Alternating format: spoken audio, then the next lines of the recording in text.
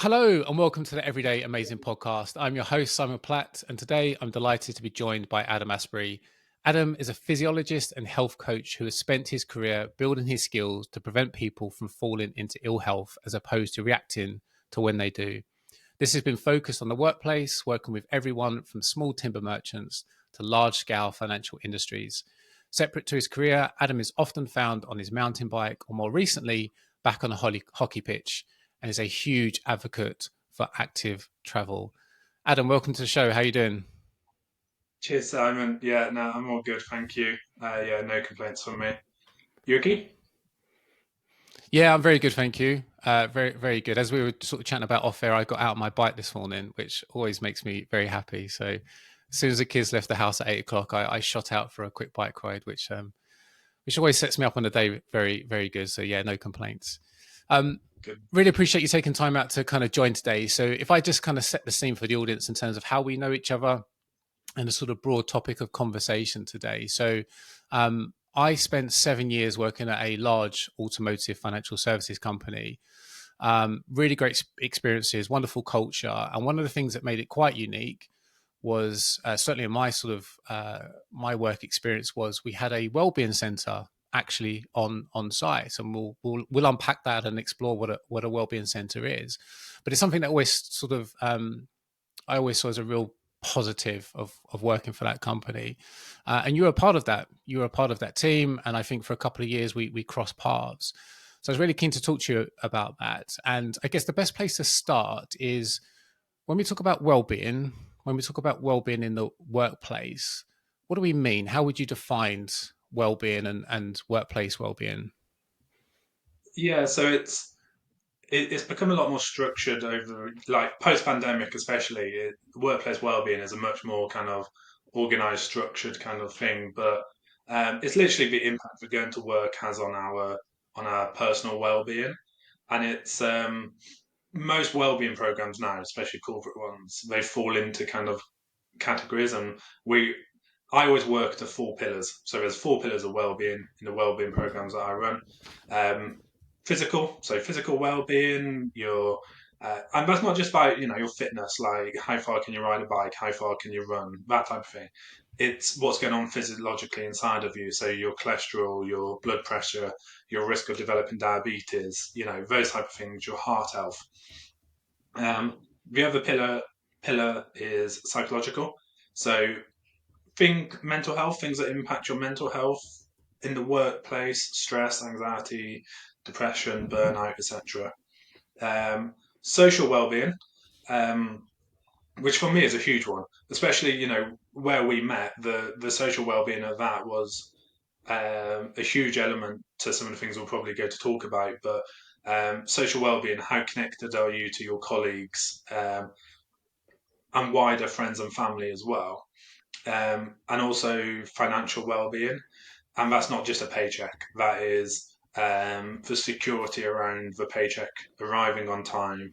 It's also, what do you know about pensions? What do you know about saving money? What do you know about budgeting, etc. So, often financial well-being, sometimes it can be seen as, it's something for, it's basically how much you get paid. Whereas in fact, in reality, it could be a high earner, but it's someone could earn a lot of money, but they could have a high mortgage. You know, Interest rates have changed recently, so they can still be in financial distress. So that's kind of why it sits in with that. Yeah. So those are typical four pillars of workplace well-being at the moment. Brilliant. And one I want to pick up, we'll probably touch on all of these, but one I want to pick up on that I can certainly resonate with is the physical well-being. And I think you made a really good point there about it's not just about how far you can run or cycle, etc. So I'm a fairly active person, and I've always considered myself to be in pretty good health, and wouldn't make a point of going to see a doctor unless absolutely had to. But I remember being able to pop down to the wellbeing center and get some basic health checks. So, for example, I found out that I had borderline high blood pressure, which I would otherwise have been completely oblivious to. And it wasn't just, sort of flagging that I had sort of borderline high blood pressure, but it's also here's some changes that I can make.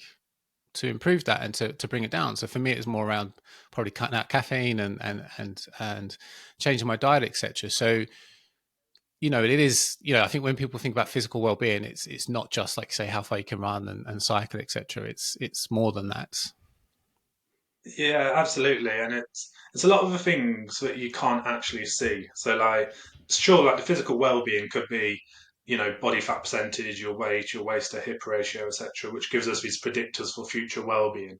But you can't look at anyone and look at cholesterol because, cholesterol can be impacted by stress. It can be impacted by weight loss, nutrition, physical activity. So, like you say, you could be a highly active individual. You could be running significant. Well, you could just be very active, but if you're fueling yourself with really processed foods, your cholesterol still is potential to be at risk, and stress as well. So if you're stressed, the way that your body kind of eradicates and controls cholesterol is impacted. So you can't ever look at kind of one mechanism, which is why again, post-pandemic, and I'm really glad of this shift, is that we look at those four pillars much more holistically, whereas Mm-hmm. um, years ago, and there was a shift coming up to the pandemic, but it was a little bit like, right, stress in the workplace, so we'll have an EAP program, and that's that. That is mental health covered.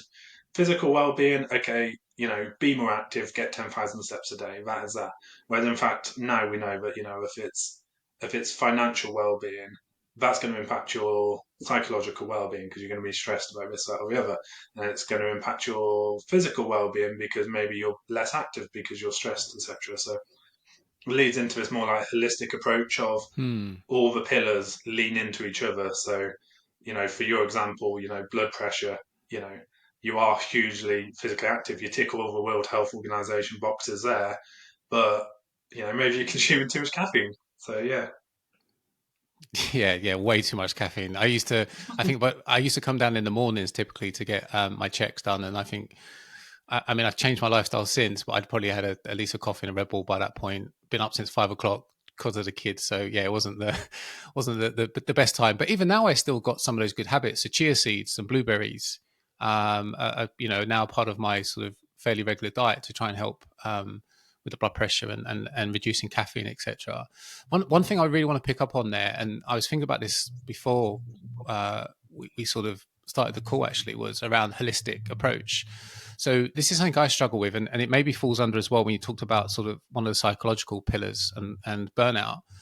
So I probably, for me, and I'm just going to talk from my personal experience. For me, exercise is my release valve. It is ingrained in my life since as long as I can remember as a kid, and I sometimes refer to it like medicine. It makes me feel good. It makes me feel better.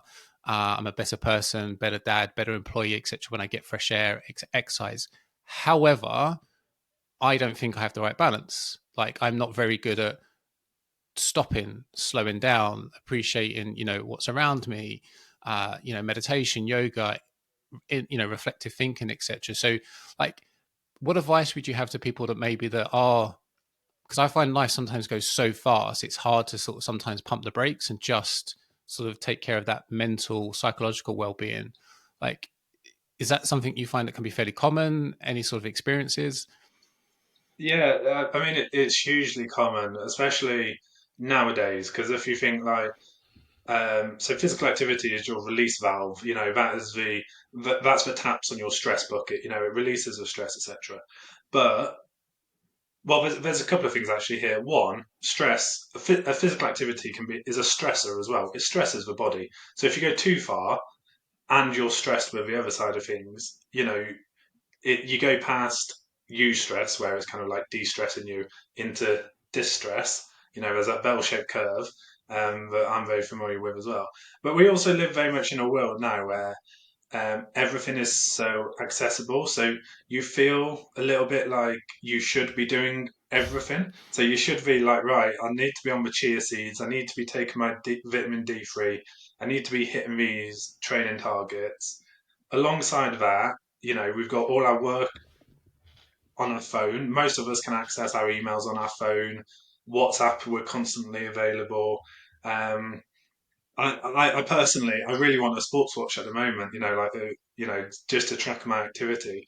But I'm refusing to buy one because I would end up disabling most of it because I don't want my WhatsApp and my email and stuff coming through on my phone. So yeah, it's ability because we got so much access to stuff. And I don't know about you, but when I go for a run, I'll chuck in my earphones and I'm listening to a podcast or something, and it's like, Yeah, yeah, yeah. come on, focus on the run or what is it you're doing? And yeah, it's a difficult balance, and it's hard to kind of catch yourself when you get into Yeah. that zone.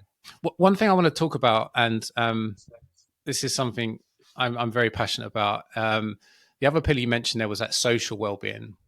Um, so I guess before we get into an example that we probably both share, the step challenge of which I have a lot of fond memories.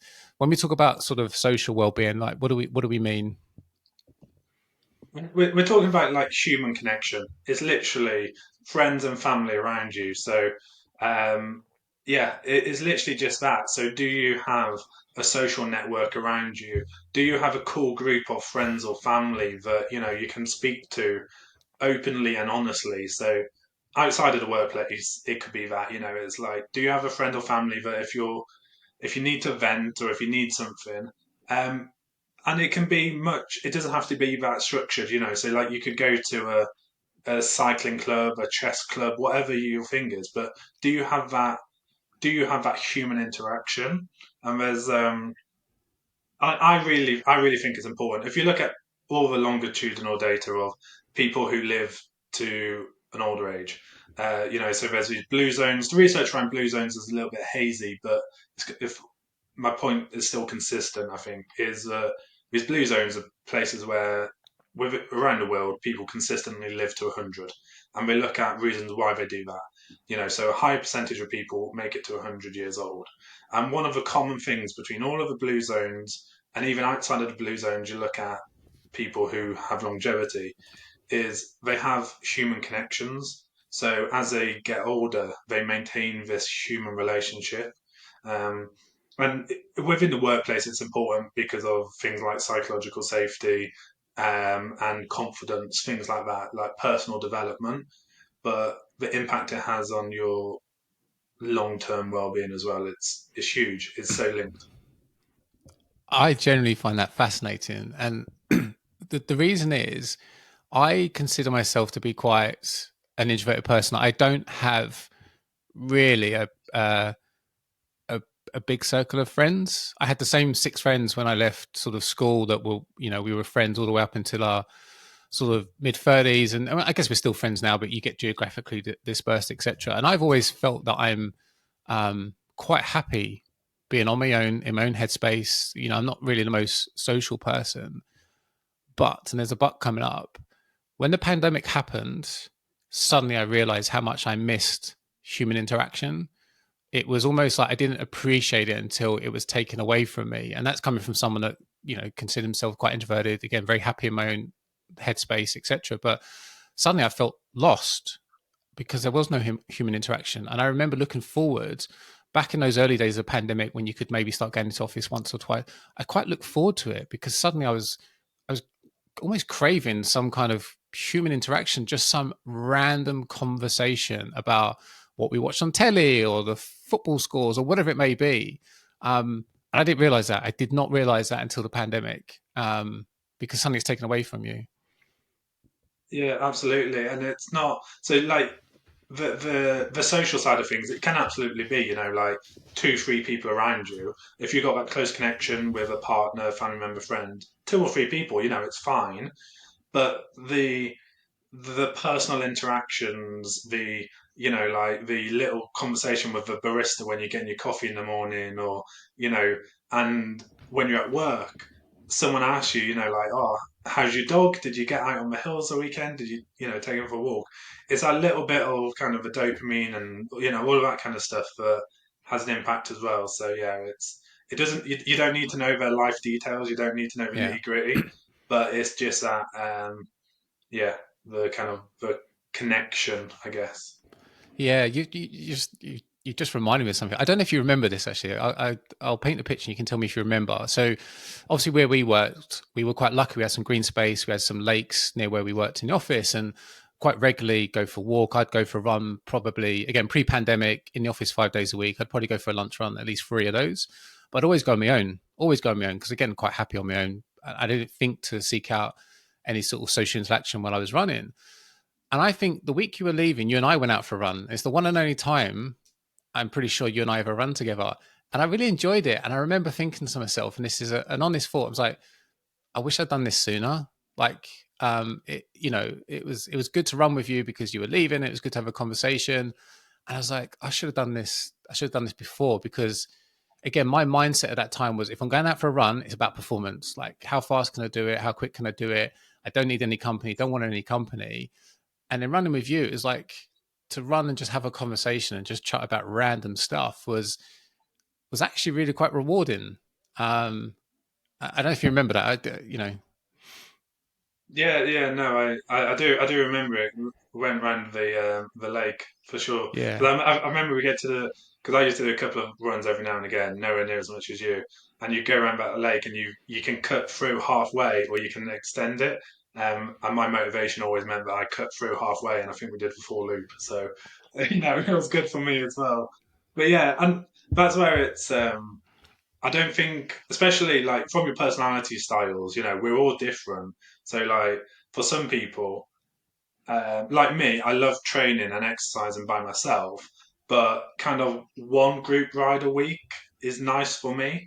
Be- As much as anything, it takes the pressure off it, and we chat rubbish, and it's just a nice thing. But um, yeah, when your performance mindset as well, it can be quite difficult to do that. yeah.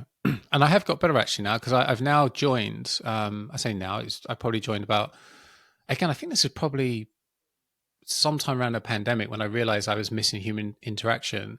I actually joined a local running club, and we've got a local village one, so it's not high standards. It's just everybody come together, all abilities, just to go for like 5K and 10K runs. But I look forward to those now. Like I've managed to shift my mindset about just performance, performance, performance, and actually appreciating the random conversations that we have as a group. Really, so yeah, I really enjoyed that. One thing I want to touch on that I think, and I'll be guided by you here as the sort of expert that touches on a lot of these sort of pillars, is the step challenge. So I have fond memories of the step challenge, and I've got, I've got very fond memories. But before we sort of unpack those, like, do you want to set the scene in terms of what a step challenge is, and what the sort of benefits or drivers of it are? Yeah, so the A step challenge is literally, a set duration. How many steps can you do over that duration? Um, and should I give it kind of set the scene about like how we set it up Yeah, yeah, yep, yep. back then? So this particular step challenge, and I think back so fondly about it, is the steps challenge was this beautiful mix of kind of like science and psychology and physiology, but also just um, gut instinct and culture. So one thing I'll say from the start is my experience in workplace wellbeing, the steps challenge that we did together, I wouldn't implement that everywhere. And that's Hmm. absolutely fine because the culture is different, the way of working is different. So for example, I moved on to another financial industry, and it was very time based, so your timesheets were every 15 minutes, and the culture was a hierarchical, and it just wouldn't have fit with what they were doing. But there's other things you can do to to get the same results. But so what we did was step challenge. I think it was 4 weeks if I remember rightly. So with a fairly long duration, teams of 4 people, and basically how many steps you can do over that 4 week period. But one of the things I was always adamant about is um, people who aren't naturally physically active. So I grew up in a household where all I wanted to do was grow up and become a gladiator or an Olympian. I was like, that's if I can do that, I'm happy. I just want to do sports. Um, um, but my brother was a person who got ill every day he had to do PE. He hated it. I grew up recognizing that not everyone likes physical activity. So this steps challenge. there was a little trophy. So for the people who were highly physically active, the people who averaged more than 10,000 steps a day, they're competing for the trophy, and it's that, that's their motivator. But we also made a real big point about the individuals or the teams that had a percentage increase. Because for me, from my health perspective, I'm not going back to my employer and going, oh, great news. These four individuals who were already doing 15,000 steps a day increased it to 17,000 steps a day. Like they didn't need physical activity, but for them, they're getting the culture, they're getting the competition, they're getting that camaraderie. I'm going back and going, well, actually, I've had hundreds of people take part, and 50 of them increased by this percentage over time. Um, and it was a real big kind of like a psychological thing for me because we relied really heavily on the culture there. So we didn't market it hugely, but because it was pre-pandemic, office 5 days a week. It's kind of health by stealth. People talk about it, so everyone's engaged, and then you need an extra team member, and it's like, well, actually, your phone tracks your steps anyway, so you don't need to do anything. Just give us your numbers. But because you've done that, you go, well, actually, I've done 4,000 steps every day this week.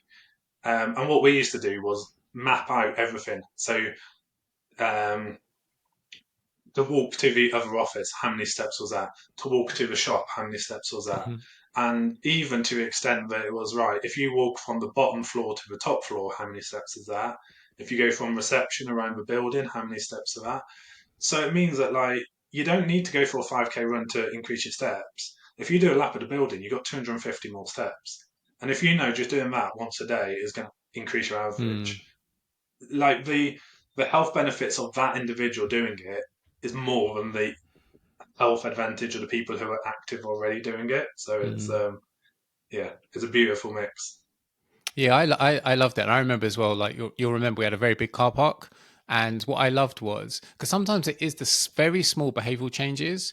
And I noticed certainly people in my team, would start to park in instead of parking as close as they could get to the door, suddenly they're parking as far away as they could get because just that short walk might get them 200. And then they walk up the stairs and there's another 200. And it was those small incremental changes that made the difference. And going back to your point about that sort of accommodating of everybody of all abilities. I remember, when we're cobbling together teams, someone said, "Oh, I can only do 4,000 or 5,000 a day," and I think for me, I was probably like a 15,000 a day average, and I was like, "I don't care." Like in the nicest way, do not care. Like this isn't about sort of getting, you know, an elite group of people that can do 20,000 every day. It's just get a real mix and let's just go have fun with it. And if you can turn your 4 or 5,000 to 6 or 7 or 8 or 9 or 10, then like you say, that percentage increase is significant because they're starting from a different position. And I think sometimes, all too often, I think sometimes people compare and contrast against other people, and I think sometimes it's about, well, where are you? Where do you want to be? And how can you get there? But yeah, I've got very fond memories of the step challenge. If you remember, you always see people going out for walks, around the lake, or even small things like walk and talks. Like instead of sitting in a meeting room and having a half-hour conversation, people just get up and go walk around the building. Like you must have seen some of that as well from your sort of vantage point. Yeah, hugely. Like, and we've not spoke about this before, but in the Wellbeing Centre, we had someone come in once who they were, I think, was in the sales team, so they worked remotely, travelled a lot, and they'd come into the office kind of once a month, and because he travelled a long way, he got there kind of once a car park was full, and he came into the Wellbeing Centre and said, "You can tell every year when the steps challenge is on because he can actually get a parking space near the door rather than." But yeah, and that's for me. That's where the behaviour change wins are. So like, um, my aims there, like I say, is the steps are good, and physical activity for longevity and health and disability related years and stuff like that is huge. But it's linked to the low intensity stuff. So it's like, um, I'm not trying to get people to become a runner or anything like that. I'm trying to get people to recognize that actually you can have a notable health increase by walking up the steps to work, or a 20-minute lap of the block is significant, Yeah. and there's loads of reasons to it, like the science is all there. And if I remember rightly, and we won't say the individual's name, and I could be misremembering this, but I'm pretty sure there was somebody that was at sort of punching the real high number steps that was walking. That wasn't a runner. That wasn't an active person. It was just walking a dog, walking to the shops. Um, am I remembering that right? Yeah, there's a couple of Yeah. people, and one of the biggest percentage increases came from an individual who, family life and everything, so they didn't have the time and scope to do lots. But they were like, when they did the laundry, I can't remember how many they did, but like they'd get the laundry out and it'd be like, right, I've got three t-shirts. So you walk upstairs, hang up three t-shirts, walk back downstairs, pick up three more, go back upstairs. And like so that's how they did it. And it's amazing how it adds up.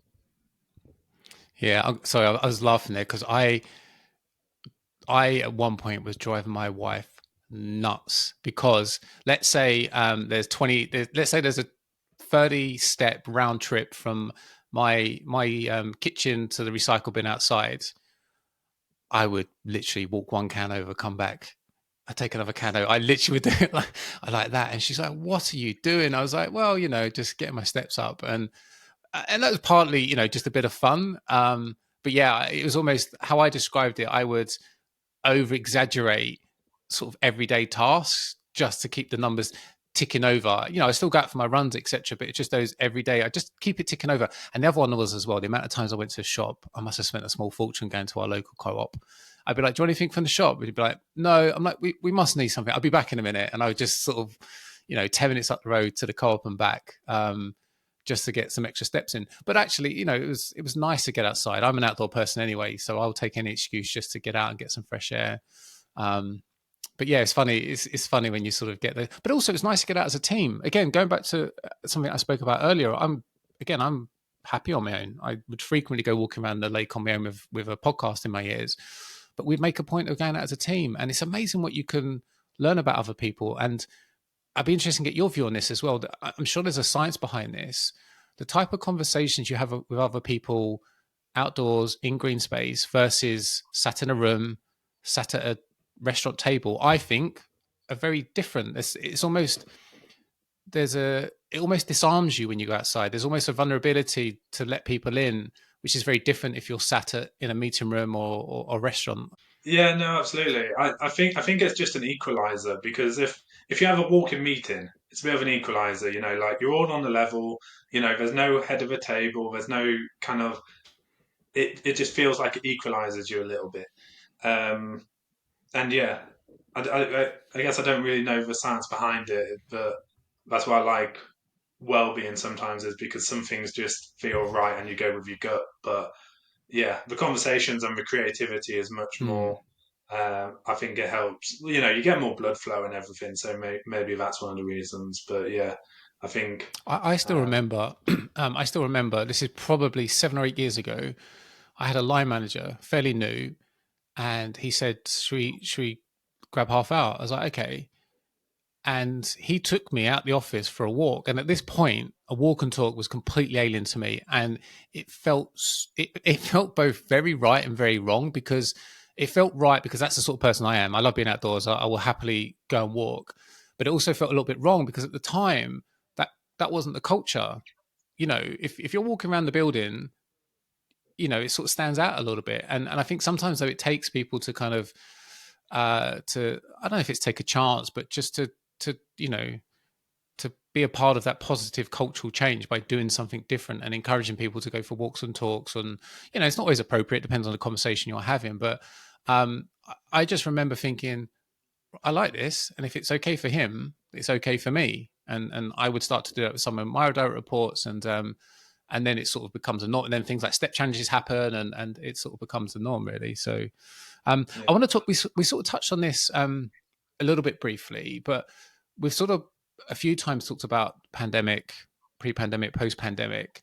How has well-being in the workplace changed in a post-pandemic world where the majority of us, not everybody, but the majority of us are now sort of working hybrid? It's changed. It's changed everything, and it's made everything a bit more on like opposite ends of the spectrum. So like the things that were good are kind of better, and the things that were bad are kind of worse. So, so some of the things that have kind of changed for the better is that we were heading to it's accelerated workplace well-being. So um, I worked in it for years now, and kind of several years before the pandemic and leading up to the pandemic, we were kind of going right. Well, actually, it's not just an EAP program within the workplace. It's the four pillars, So you work towards that. I go, well, actually, we're getting to this point where the good workplace well-being programs and initiatives were kind of this holistic approach, but it was very difficult because at the end of the day, um, as a program manager and workplace well-being, it's kind of like, what's the outcome? So it's very hard for me to kind of go, right, this individual has come to me with high blood pressure and their blood pressure isn't yet improved. Well, it's actually because their stress levels are like this, because they need psychological support. So, like it's in fact, we fix the cycle, we help them psychologically, and then it helps them with their blood pressure, for example. That was a very hard message to sell prior to the pandemic. Pandemic happened, and now holistic programs are much easier to come by. Um, and that's really good. And it's changed the focus, like if I was looking at my career kind of 6 years before the pandemic, it's like, right, I'm doing the wellbeing centre where I ran. There was a time where I was there and I was like, I'm worried that this is the pinnacle of my career. And not just because it was so good, I was like, this is everything I want it to be, the culture, the focus, everything. And now it's much more readily available. Different cultures, different settings, different ambitions, but it's all there. Um, but yeah, I mean, the pandemic it changed um, the focus areas as well because isolation was hugely increased, culture hugely increased, and if we just think about some cultures, you could be in the office 5 days a week, and you could have these leaders that are hugely they have a psychologically safe environment, and what I mean by that is like everyone feels a bit on a level. You can ask questions. You can go right. Actually, although you're my manager, I feel like I can question you on this decision. You feel safe, and that creates creativity, and you feel good about your job. But then you put that culture into a remote environment, and in fact, those same leaders that created the fantastic culture, through no fault of their own, no longer have those skill sets to be able to Mhm. support their staff. So there's, and it just changes everything uh, from culture through to connectedness and everything like that. Yeah, it's different. I mean, my personal experience is I'm still. I was thinking about this earlier on, and I might regret saying it out loud, but if you gave me a binary choice now, if someone came up to me and gave me a binary choice for the rest of your career, you either have to go in the office 5 days a week or work from home 5 days a week, I would take the office. I just because I personally find it, and again, everybody's different. It depends on their personal situation, life, etc. But I find one of the biggest challenges is trying to separate the two because they become blurred because you are working in your home and you've got all these competing interests. You might have kids around, or you've got the washing, or you've got the Amazon delivery, or whatever it may be. And I didn't realize until I guess post pandemic working from home is like when you go into the office, you've got that structure that's almost to some extent sort of imposed upon you and you have to work within it. When that gets stripped away, you've got to try and work out that structure for yourself. And some people are better at it than others, but I struggle with it. I struggle trying to put that structure in place. And I think that's going back to some of our earlier points about trying to get that balance between physical well-being, psychological well-being, social well-being, etc. Yeah, and so the immediate thing during the pandemic was that everyone's like coping mechanisms were hindered because like there's times where for both of us, I think exercise is one of our mechanisms of um, looking after ourselves, and so for us. Being from home, but being limited with exercise, and only go to a shop, that the real uncertainty and your coping mechanism gets taken away. And then the world changes in the way that we all work and everything. So you have to adapt to new coping mechanisms and the way that we interact. Because, so like before the pandemic, we were talking about social connection, and you might have a team meeting and you go to the room, the meeting before you's running over. So, you have that little kind of water cooler chat, you're talking about friends and family, what you're doing on the weekend. And you might not realize it, but it's that you get a bit of connection, but you also get a little bit of downtime. Hmm. And then post pandemic, I've heard of one workplace that enforced a 5 minute no work conversation at the start of each meeting. And it's like, it's a beautiful idea, but because it's enforced, it takes away all of the kind of the validity of it and the honestness of it. So it's like, you'd have been better to not enforce it, but just encourage it. Yeah, yeah. Um, That's really yeah. interesting. It's really interesting because it's fun actually because I'm one of those people. If it's my meeting, I'll just waffle for the first 5 minutes. Like, I'm pretty relaxed about like spending the first 5 minutes just having a chit chat, like how's things going, etc., etc. But I've joined other people's meetings where I've joined at like a minute past, and they're already like bang, they're already like straight into the agenda, and like I'm a minute late, and the meeting's in full swing really. So it's interesting, yeah, because I never thought about it like that. There is that sort of just hanging around between meeting rooms, physically versus in this day and age when everything's not everything, but majority of meetings are virtual. It's just it can be bang, bang, bang from one to the other. So I'd be remiss not to ask you because we do have a common interest in terms of cycling. So you're a keen cyclist, correct? Yeah, yeah, absolutely. Yeah. What what what Um, sort what sort of stuff do you like to do? it's changed. So since when we were kind of working and stuff together, I was really into triathlon then, and at that time um, I just loved any endurance thing, and I was like, right, anything that goes past to the point where psychologically you could win something because you've got this mindset over just physical fitness. So I got really into like I did a half Ironman. I cycled north to South Wales in a day. I did a 24-hour mountain bike race, stuff like that. And then I got into that mix of like just focusing on training, fitness. Yeah, long story short, now I'm just in mountain biking. I realized that all the other training was great, but I was relaxed and enjoying the mountain biking when I was doing it. Yeah. So I just, yeah, and I'm very lucky. My partner mountain bikes, and we live in Worcestershire next to hills and South Wales, so it's dreamy. Yeah. So it's really funny. So when I hear mountain biking, it actually fills me with dread.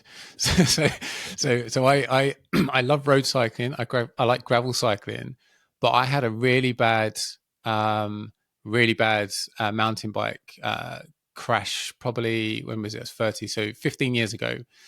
And I've never been on a mountain bike since. The reason is I've got no memory. I have zero memory. So I remember being at the top of a trail, talking to my friends at the time, saying, right, let's give everybody like a minute or two lead time to give a gap because it's steep descent. And then next thing I know, I don't know how long it was. I'm sort of groggy in a car park, being taken to hospital, severe concussion, etc. But psychologically, I cannot get back on a mountain bike because I cannot. And I've had crashes on my road bike. I've had a few of them. I think you might have even been working at, at FS when I had one of my better ones, but because I can't reconcile it, I've got no data. I do not know what happened. I don't know. I don't know if it's mechanical failure. I don't know if I lost control of the bike. I don't know if something. I've got nothing to base it on, so I cannot mountain bike. It just yeah. I need to maybe try and get over that sometime. But yeah, Yeah, no, I'm, it's yeah, it's a difficult one because it's quite like the technical side of it is almost more important than the hmm. fitness because if you're not got technical, you're a fool. And but I'm becoming more and more risk averse, so I think it's yeah, it's changing. But yeah, no, just love it. And I think that's what it is. I'm not technically very good. I'm a sort of jump on a road bike, put my head down, just like go for it, hammer it. Any sort of technical, yeah, that's probably where I fall short. And yeah, I'm going to put it down as probably human error. I'm sure it's probably human error. I tell everybody that there was probably like a child that ran out in front of me, and I steered off to avoid hitting them or something like that. But it was probably actually a human error on my part. Adam, it's been brilliant talking to you. It's been great to catch up, and I didn't realize about the sort of the half Ironmans and the 24-hour mountain bike rides, because I could have gone off. I'd love to maybe pick up with you separately on that. Because I love all that. Anybody that sort of absolutely push themselves to live the limit, I'm fascinated by, and so. But I really appreciate your time. Is there anything you want to shout out or plug, or if people want to get in touch or learn more, anything you'd recommend? Yeah, yeah. I guess me personally, I mostly only use LinkedIn, so feel free to search Adam Asprey on LinkedIn. Um, yeah, and then I don't know, it's quite difficult to pinpoint towards other things, so I'll probably just leave it there for recommendations. Yeah. That's fine. And I'm going to put you on the spot here actually, because I'm going to ask all of my guests this. And if you don't have an answer, that's absolutely fine. Who are your inspirations? Like, who inspires you to sort of go after your sort of goals and objectives? And that can be professional, it can be personal, it can be anybody famous. But you got any particular inspirations in your life? Yeah, yeah, yeah, absolutely. I mean, um, I always, there might be a bit of a cliche answer, but it's my mom growing up my mom was always one of these people, and she's the most chilled out person in the world, and she'd always turn around to me and go like, why don't you just give it a go? Just give it a go.